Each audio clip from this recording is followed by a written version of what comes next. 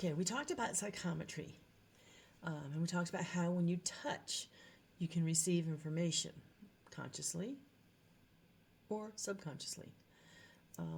But how does this work? So we have chakras, which are spinning discs or spinning wheels. They're a hub, usually found near nerve endings. And they are our little receptors or cat whiskers, where we can determine and get information by, for our hands, touch. So you got a big one in the palm, and you have little ones on your fingertips. Okay, and I'm simplifying this, so don't jump on me if you already know about these. I'm simplifying. So when you make contact with something, first of all, you're entering its or their energy field. So already there's a transfer of information, even before you make physical contact. So when you make physical contact, that for people who are psychometrists, it is the physical connection that kind of triggers the psychometry ability, and information is going from one to the other. Now that works both ways. So if the other person who, let's say you touch a person, if the other person's also has psychometry abilities, they're going to get information from you as well. So where do you think a handshake came from? One, it was an indicator of, look, I have nothing in my hands and I'm not holding a weapon. So that was one indicator. But on an energetic level, it gives you a chance to taste or feel out somebody else's energy to see if you feel safe, if you feel compatible, or if your warning bells goes off. So that's how that works. So while you're out touching things and, grocery stores or stores, let's talk about stores. So going into a store, looking for a shirt, and you're flipping through, and you have two of the same size, same everything, but one feels right and one doesn't. I want you to think about this.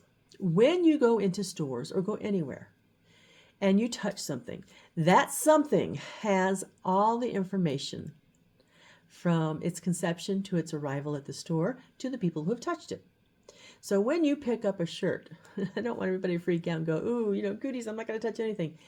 When you touch a shirt, for example, you are touching the people that before you that in the store that took a look at it and touched it. You're touching the energy of the people who put it on the shelves there, the people who packed it to arrive to that store, the people who packed it to put it on the truck to arrive to the store, the people who made it and packed it and put it in the truck to arrive at the store, and the people who either made or wove, or however that works, and handled the material before it went to become a shirt.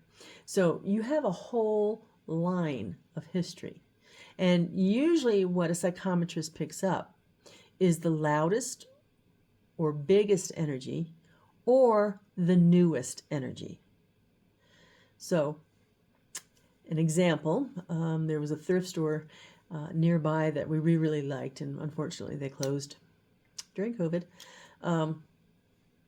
that had some wonderful stuff.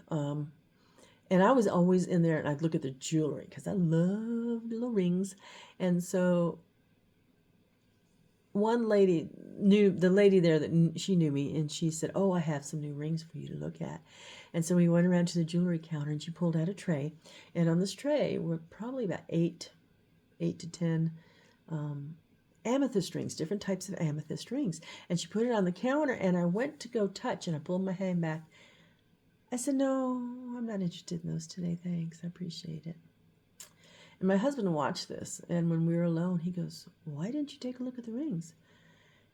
And I said, because the seller didn't want to sell them, but the seller needed money.